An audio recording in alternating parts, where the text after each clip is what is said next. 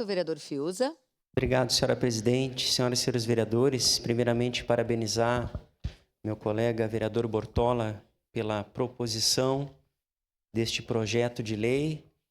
E, em teu nome, Bortola, também agradecer a presença tanto do Carlos como do Wilson aqui presentes. Parabéns pelo trabalho que vocês têm realizado à frente dessa instituição, que demonstra o quanto é importante esse trabalho, principalmente para as nossas crianças e adolescentes, nossos jovens, para que, através da educação, nós tenhamos, senhora presidente, cada dia o conhecimento desses jovens, dessas crianças, não com desrespeito apenas à educação, mas também à democracia.